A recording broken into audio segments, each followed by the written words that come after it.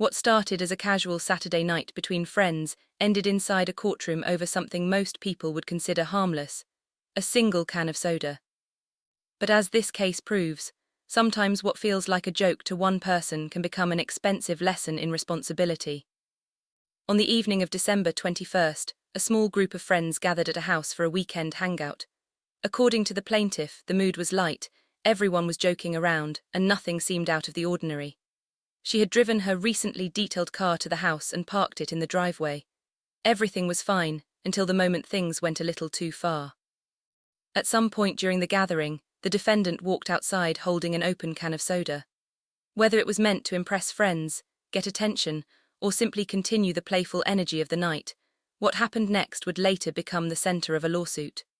The defendant tossed the remaining soda from the can directly onto the plaintiff's car. Some witnesses laughed. The defendant claimed it was just a joke. But the plaintiff didn't find it funny. She immediately noticed sticky liquid running down the side panels of her vehicle. The soda wasn't water, it was sugary, acidic, and dark-colored. Concerned about potential staining and paint damage, she attempted to rinse it off with water. However, by the next morning, residue marks were still visible on the surface. At this point, the situation stopped being a joke. The plaintiff took her car to a professional auto cleaning service. After inspection, the detailing company recommended a full exterior wash treatment to remove sugar residue and prevent possible paint etching. The total cost came to $580 for the cleaning and protective treatment, plus an additional $90 for detailed finishing work. The final bill, $670. When she asked the defendant to cover the cost, he refused. His argument: "It was just soda, it would have washed off, she's overreacting." And that disagreement led them straight into small claims court. Inside the courtroom, the atmosphere shifted from casual to serious. What may have seemed like a minor social conflict now became a legal dispute about property damage and accountability. The judge began by asking a simple question: "Did you throw the soda?"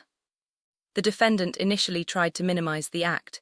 He admitted tossing the soda but insisted there was no malicious intent. According to him, there was no desire to cause harm. It was simply playful behavior. But here, where the legal principle becomes important. In civil court, intent is not always the deciding factor. The question is not only whether harm was intended, it's whether damage occurred and whether someone is financially responsible for fixing it. The plaintiff presented her evidence: photographs taken shortly after the incident showing streaks of sticky residue on the vehicle. She submitted the professional cleaning invoice and explained that she had attempted to wash it herself, but was unable to fully remove the sugary coating. The judge carefully reviewed the receipt breakdown. $580 exterior wash and chemical treatment. $90 detailing service. The amounts appeared legitimate. The defendant tried another angle of defense. He argued that soda alone would not permanently damage automotive paint. He claimed the professional cleaning was unnecessary and that the plaintiff chose an overly expensive solution. But the judge focused on responsibility. When you intentionally throw a substance onto someone else's property, even as a joke, you assume the risk of potential consequences. Sugar-based drinks contain acids. If left untreated, they can dull clear-coat surfaces, especially under sunlight exposure. Whether permanent damage occurred or not was less important than the fact that the plaintiff had to pay to restore her property to its prior condition. Then came a critical moment in the hearing. The judge asked the defendant, "Did you apologize?" There was a pause.